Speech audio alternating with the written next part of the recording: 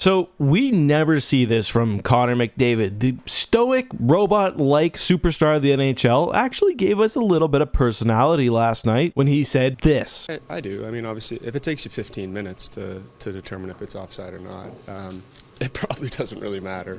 You zoom in, you keep zooming in until you can't zoom in anymore, and I guess it's offside. So it was such a close one. I think the NHL uses the analogy dead wrong, right? If they want it to be clear and obvious, right? That one's certainly not clear and obvious. Fair. Now, admittedly, he still maintained his usual tone of voice, but he's been very critical of the NHL here. And you know what? I don't blame him. So in last night's game against Chicago, a game that was quite boring without Connor Bedard, although I thought the Hawks played well, there were two goals called back against the Edmonton Oilers. The first was called back on the play. That was for goaltender interference. I personally thought that was pretty much nonsense. Then later there was an offside call on what would have been a 3-1 goal for Edmonton, and this was legitimately like a 15-minute review. And I don't know, I feel like we've completely lost the plot here. If it's called good on the ice, I don't want us to get to a microscopic level to try to confirm the call. Like, there has to be some healthy middle between letting refs have some discretion and make calls on the fly and a requirement to get everything exactly right. And I don't know, when I watched the play, I personally thought this was offside, or at least too close to count, where you might expect the play to go in favor of the Oilers. Anyway, they would end up winning the game 2-1. I actually thought it was a pretty sketchy game for them. They had a lot of trouble getting Chicago out of their zone. In the second especially, they were giving up a lot of rushes, and this is often due to a forward just missing the net. Like, a couple of times I saw Vander Kane take a big slap shot, he missed, the puck went around the boards, popped out. Chicago's got an odd man rush going the other way. But I mean, Chicago without Bedard, they're hardly a team, so a great game for Edmonton to win. And I gotta say, I was completely wrong. I thought firing Jay Woodcroft was a huge mistake and that the team's woes were mostly due to bad puck luck. I do still think that's mostly the case, but things have dramatically turned around. With the win against Chicago, they've now won 8 in a row. The second time they've done so under Knobloch, which is pretty remarkable. And the team now sits in a wild card spot with games in hand on all their standing neighbors. So good for them. I was wrong. That's why I talk about the NHL on YouTube. But let me know your thoughts on the game. Again, I didn't think Edmonton played well. They had 15 shots all night, which is horrendous. That is also 5 in a row for the Oilers against Chicago, and part of that is due to the fact that Draisaitl is just a demon against the team. But that's all I've got for today. Let me know your thoughts down below.